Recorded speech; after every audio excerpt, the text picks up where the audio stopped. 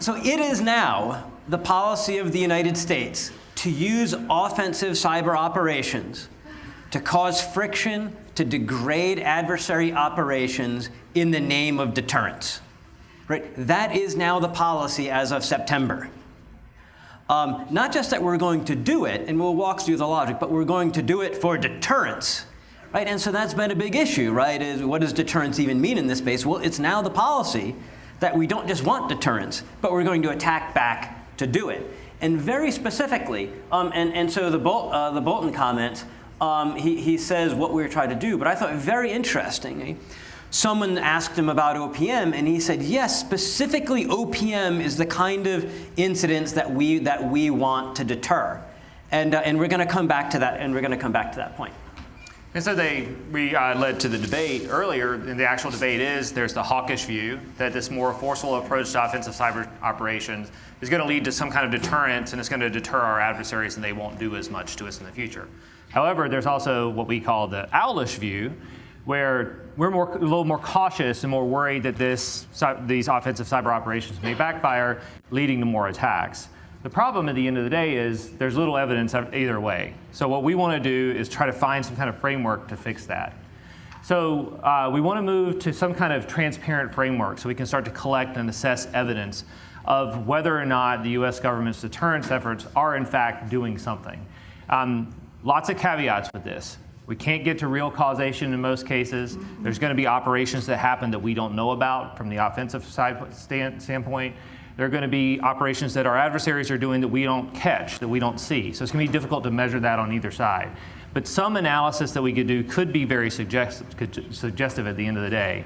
One of the things I like to think about with this is there's a difference between puzzles and mysteries. Puzzles have a definitive answer. You can actually answer how many missiles there were that the Russians had during the Cold War. But mysteries are a little more uncertain. We don't know what they're going to be at the end of the day. This is definitely more of a mystery.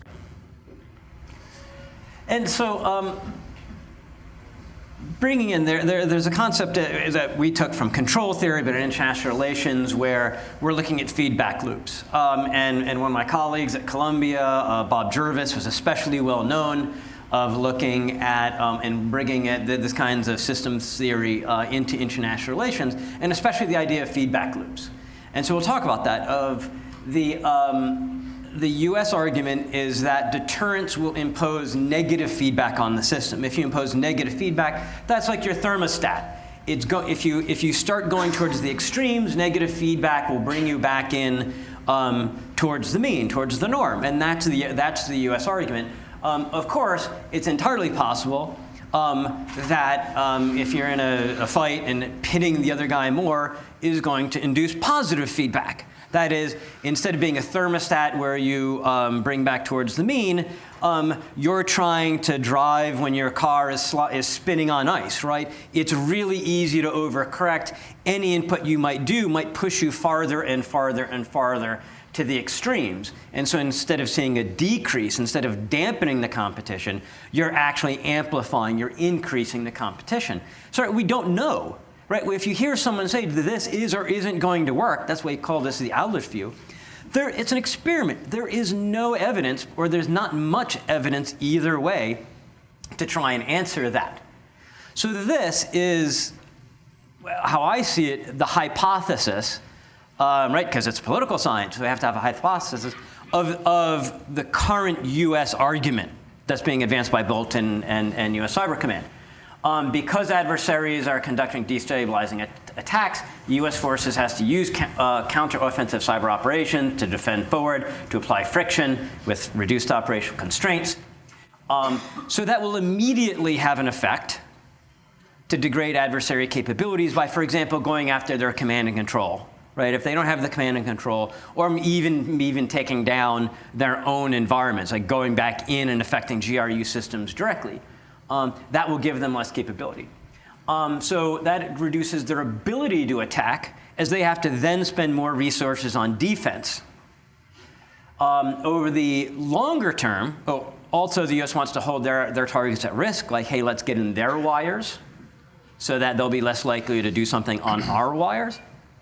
And also over the longer term, we're not just degrading their capability, to increase costs, but we degrade their willingness to do anything to us, and therefore we go back to these more stable norms. That's the argument, or at least that's what seems to be the argument. They haven't really said much about it yet. So how do we start looking at this? Well, one of the simplest ways we could do it is just to take a look at incidents that are large and assess whether or not they're significant or not. U.S. government back in 2014, 2015 timeframe established this cyber incident severity schema, where we would take incidents, look at them, and compare them to how much damage we thought they would do to public health or safety, national security, economic security, foreign relations, civil liberties, or public confidence, and put them on the scale and understand and start to look at how incidents were changing over time. If they got over that level 2 into the level 3, level 4, level 5 area, that's when we would term them significant cyber incidents, and we would act differently when we were in the government.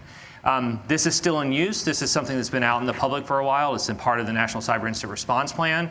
So one of the things we could do is to actually just start taking a look at these incidents as they come up, and as a group of experts sitting in a room eating sandwiches, just decide like how we're going to score these incidents against the severity schema.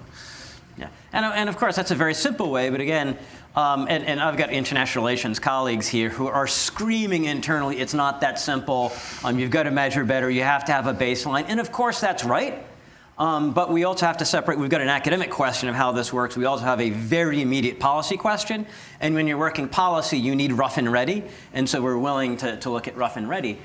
And remember, at its simplest, Bolton said no more OPMs. We are going to deter to stop OPMs. So he's given the metric of effectiveness right there, right? I mean, if you saw some measure of baseline of OPM-style events, whatever that means to you, right? We can figure out what that means, and that's part of what we're trying to introduce with this, is giving a framework so analysts can start to have the conversation of what these things mean. At its simplest, you have some baseline. After we announced the new deterrence policy, September 2013, you see what looks like a market decrease that suggests that perhaps maybe this is working. At least there's no evidence, there doesn't seem to be enough evidence that it doesn't. But remember the statement, right? We are being told that we have to do this deterrence. We need to fight the Russians wherever we can find them. It's implied that this is going to have a significant difference. This, in fact, might be the most significant thing we've ever done if you hear the real proponents of this argument, if you look at their testimony, if you hear what they say. So if we see the opposite, if we see it in fact does not get better once we do this, and it in fact seems to get markedly worse, then it is strongly suggestive that it's not working the way that they had been proposing. So, in neither case do we have causation. Can we say this is proving it's not working or proving that it is? We're still debating if nuclear deterrence worked. But remember, they are saying that this is going to have a strong effect. So if we see the opposite effect, it means that those that are advocating for this have a much stronger case to argue than those that said, no, this might make things worse. So what are some other ways that we can take a look at this beyond that very simple measure of looking at count and significance? We want to go through a couple of these, provide some examples, and then how we could potentially use those in the future. So to start, we'll take a look at some of these, like just the statements of adversary leadership. So what are the leaders of our nations that we term adversaries? What are they saying in public? Are they saying that they're going to do something, that they're not going to do something anymore? Those statements may not match their actions, but we can at least use them for political science purposes, for purposes of determining whether or not we're doing anything to affect their thinking on this topic. It can certainly help frame the conversation and help us understand. Exactly. Another thing we could do is actually start to look at some more general data sets that are available or that we can create. That can actually take us to a point where we're looking at the number of attacks. So we can take a look at it from a more general perspective where we have large data sets, we're doing some kind of big data analysis on it, looking to see if we can find some kind of pattern of behavior, or we can do things like the more specific target sets like FireEye used in 2016 to talk about the rate of Chinese activity dropping after the Obama-Xi agreement. But either way, some of the things we would want to look at there are some potential metrics or things like tracking the instance of malware that's used or C2 or TTPs that we know are associated with known actors. Start tracking those in some way, look at how that changes over time. And also track activity if we have the actual attribution in some way. And if I can jump in on that, and this is part of what drove this, was it's continuing to hear the conversation of, well, does that FireEye data actually mean anything, right? I mean, okay, so we saw the drop, but what does that actually mean? Does that mean that they went somewhere we couldn't track them, or does that mean that the number dropped off, but the intensity might have increased? And this has been 2 years, and it's been over 2 years, and I have not heard the conversation advance much to say, all right, if we had a chance to do it again, let's argue out the framework as analysts so that we at least know the issues that we need to argue against. So that if you're putting together a line of evidence, that you're being clear what lines of evidence you're trying to come across. And it is now the process that we are going to be attacking people's back. So now's the time to get our arguments together to try and figure this out. Right.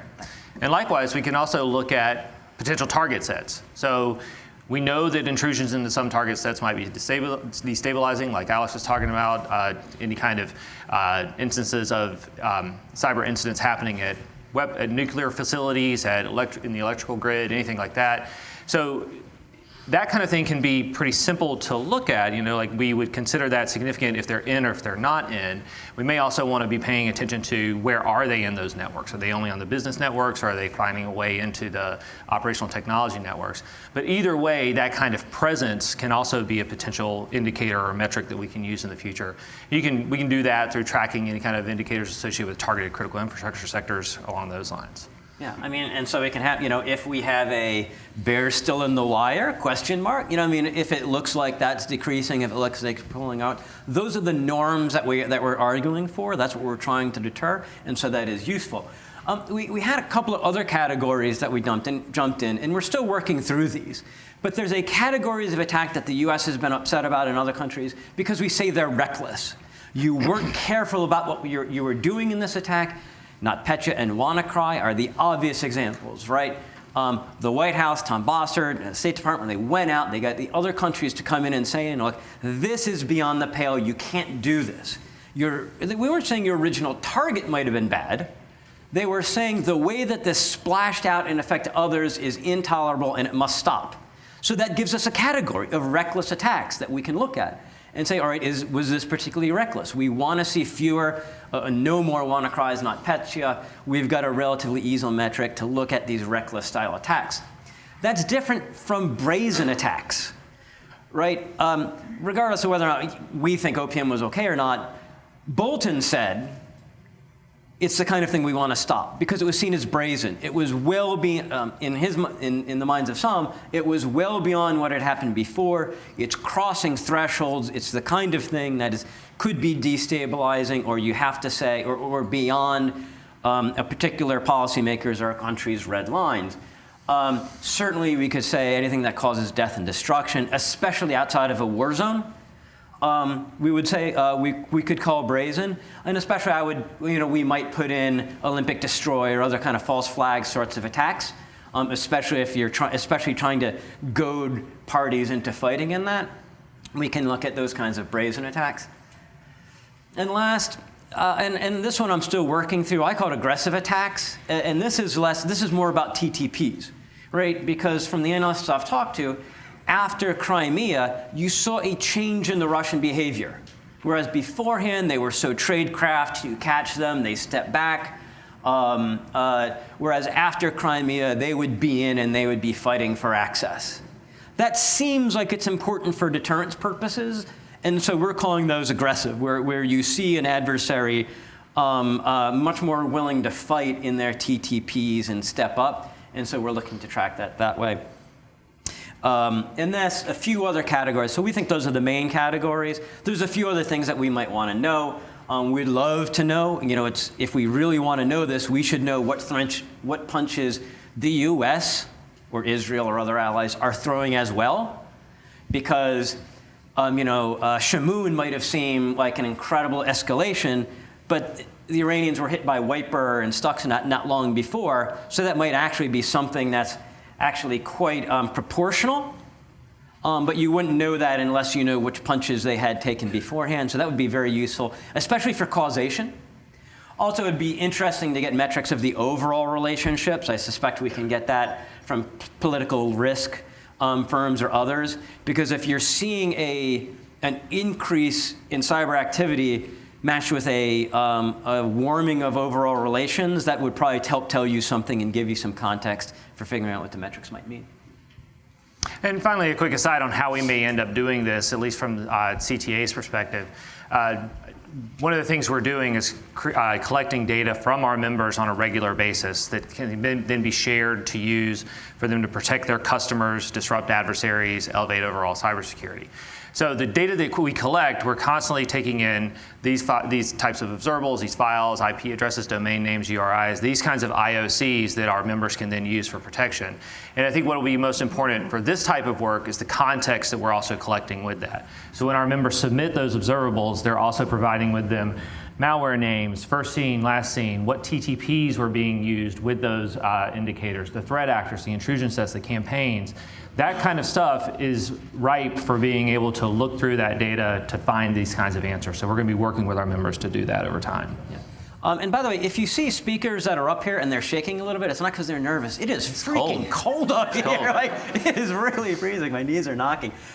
So for future work, like this is just the first effort on this. We'll be putting this together a paper for SciCon to present in Tallinn, hopefully, to a different kind of audience. If we don't get this right, we're going to be continuing to try and explain and refine these different concepts, try and figure out what the quantity metrics that we might want to look at this might help. But if you didn't think these are the right things in your experience as analysts, please, what we're trying to do is to give that framework so that we're at least arguing about the same kinds of things. And so please do let us know and help us expand this. Hopefully there might be some CTA thing. But we're also going to need to do some research on the baseline, right? And unless you have some confidence in your baseline, you're not going to be able to do any kind of detection. I'm sorry, I took your CTA. No, we're good. We're good. It would also be very interesting for particular researchers to get in and instead of looking at the metrics like we're looking at, look at actual pairs of countries and figuring out how this might be working back and forth. For me, the Iran example is an interesting one, but I think we'll be able to get good deterrence, understand more of the dynamics of deterrence or escalation by going in and looking at the actual behavior of countries, and then at some point would love to get the PhDs and others involved to really dive into the game theoretic modeling, which it really deserves. But again, that's going to take us years to get to, and we need answers right now.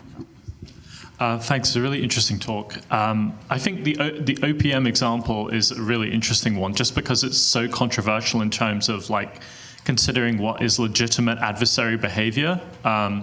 And do you think that the policy really there's a clear notion of what is considered to be acceptable adversary behavior?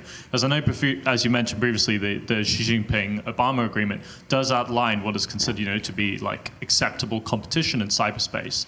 So do you think that there's been kind of like a redrawing of the boundaries of what's considered acceptable, or are we still in continuity from that point? Yeah, so this is especially in international relations, right? If you want to have folks stop doing something to you, or not start it to begin with, they have to know those things that are forbidden, and they have to have some sense that if they don't do it, they're not going to get further punished. And so those are issues that, we're really worried about, right? I mean, even if other nations back off in these kinds of things, they have to have some sense that Cyber Command isn't going to continue to try and beat them down, which I have particular doubts on, right? I mean, in the military, when your adversary is starting to flag, that's when you start hitting them harder. So I hope that we're going to see some clearer lines on this, or at least more statements. The U.S. has had a few norms out here. That's why we came out, specifically why the White House came out on saying why NotPetya and WannaCry was against the grain. The indictments have done that. Are we there well enough yet? I don't think we're there enough yet. I mean, just quickly, by your own measure, do you think OPM was within the acceptable limits? I would have said, I mean, that's certainly what we told everyone after Snowden, right? We were like, dude, this is espionage, right? I'm shocked to find out there's hacking here. And then it was our SF-86 that got taken. And then all of a sudden, whoa, no way, this is unacceptable. Yeah, absolutely. But yet, it is now part of the official statement from the top decision maker. So.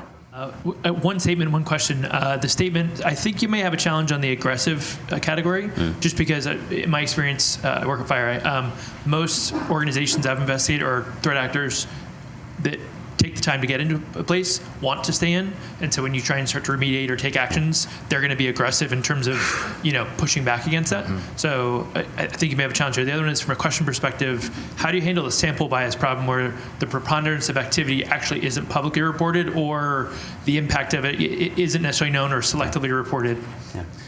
Yeah, I think that's going to be really tough, and I think it's also going to be really tough if you to understand which part of the attack surface you're seeing, right? So from the example of CTA members, we feel like we've got a pretty big attack surface at this point that we have visibility into, but I would say we don't know everything, right? We don't see everything because we don't have visibility everywhere. And I think that's just going to be part of the uncertainty that we were talking about. Like, we'll see as much as we can, and we'll talk about as much as we can, but at the end of the day, we know that we're not necessarily seeing every bit. Yeah, and and I assume a lot of this isn't going to see the light of day, right? It might be just happening in the trust groups and groups saying, well, in actual, I'm seeing a little bit of this here, I'm seeing a little bit of this there. So at least we can maybe have the framework to make that conversation easier. Likewise, within the intelligence community, right? This is the first time we've given the presentation. I'm not aware of any work that's been done where they're trying to do this with their own sources. And so just think, right now, we're going through this biggest change in cyber policy since I've been involved in the business. For 20 years, and as far as we can tell, there is no one actually looking to say, how do we know if this policy is making things better or worse? And so, even if this is a crappy way of doing it, which I hope it isn't, it's still the best way that we know about that's happening right now. So absolutely take your points on both. So. And if there is something that might be a little better that doesn't help us on the biases, we'd love to try and find out what some of those categories might be. So there was a lot of recent discussion about the recent alleged APT-29 spearfishing campaign and its alleged tradecraft problems. The fact that they're reusing a lot of infrastructure across a lot of victims, and a lot of discussion about why that was. Should we consider interpreting that as a very public rebuke of the U.S. government's deterrence theory? You want to take a first whack? I've got my thoughts, but yeah, I've been reading that, and I saw that as a potential angle, and so boy, beats me. I love that. I would hope that we can now say, all right, are they trying to be brazen about this, right? And even if out of this all we can do is hang a word on that, at least I'm like, that's useful, and we can start working on vocabulary or some other word that might be better. And so. Yeah, I don't know. Yeah, and I think it's also. But boy, what a great question for us to try and have something like this to advance. Yeah, I think that's kind of one of the differences too in brazen is it can be brazen to do the same thing that you did previously, to do it again so that you're being seen as brazen. But it's also doing the same thing works, right? In a lot of cases in this area. And especially my colleague Bob Jervis, that's written a lot on this. He's especially looked at perception and misperception and looking at political psychology and the rest. And it's extremely common that when you have an adversary or even something that you don't like, to ascribe intent to things that they're doing. We do it all of the time of assuming, well, they must be doing this on purpose. That person bumped me on the subway, that bastard. Like, I know he's just doing it intentionally to piss me off. And we do that all of the time. So we know that's a bias for us to read into that. So that's nothing more than a caution, but thank you. First of all, thank you. Great talk. My question... Who's speaking? Okay. Oh, hi. Sorry. My question is regarding the involvement of the private sector and maybe individuals or startups as far as government regulation of deterrence policies go. Can you talk a little bit about that? Government regulation of deterrence policies? sorry. So government. So the private sector's involvement in deterrence and how that might be handled from a government level. Yeah, I can think of it, so I guess I can think of it two different ways. Like from one of the things we're talking about in the terms of collecting data to understand what's happening, that can be handled in a couple of different ways with either public declarations from the private sector, kind of like FireEye did, to talk about a decrease in activity or some kind of change in activity. It can also be handled through more quiet channels to a government to talk to them about what's being seen. But the other piece I would add is that I think private sector cybersecurity companies, critical infrastructure, and the other parts of the federal government that work with those agencies like DHS are participating in deterrence. It's just the deterrence by denial side, right? Like increasing the defense capability, making the critical infrastructure more secure and resilient that helps in some little way to deter enemies from trying to attack in the first place. So there's an element of all of those things there. And those are going to be two of mine. And I was trying to make myself more Bolton-y and put the mustache down and look angry all the time.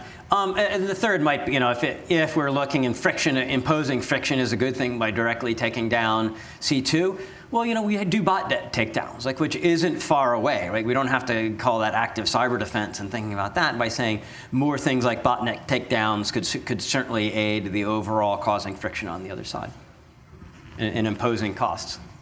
Yeah, Max in the back. Hi, Jay. So the question I have is whether, talking about whether a strategy of persistent engagement or defense forward deters is the wrong criteria for measuring success. Because surely Bolton might be talking about, well, you want to use this strategy to deter, but that's not coming out of the US Cyber Command vision, right? The vision is to seize the initiative and create friction. And so you might be able to consider certain cases where, sure, we want to reduce the number of activity, but take OPM. OPM might be linked to Anthem, might be linked to the hack against the airlines. And why? It's because we want, maybe China wants to create a database which they can then kind of use to access or to get better map of US officials. Friction in that case might be, can we insert bogus data? Can we make sure that these operations can't be linked into a broader campaign? So in that case, it's not so much about deterring every single act, but it's making sure that all those operations can't be linked into a broader overall campaign. What are your views on that? Yeah, there's a lot to there in unpack, but it's Nakasone has said, and linked deterrence to this. Changing adversary calculus has been all linked to this, imposing costs on the adversary so they don't get free shots. That's all the language on deterrence of this, right? And for non-international relations folks, I've had some folks even say, well, don't even use the word deterrence for that because that's not what we mean deterrence as international relations scholars.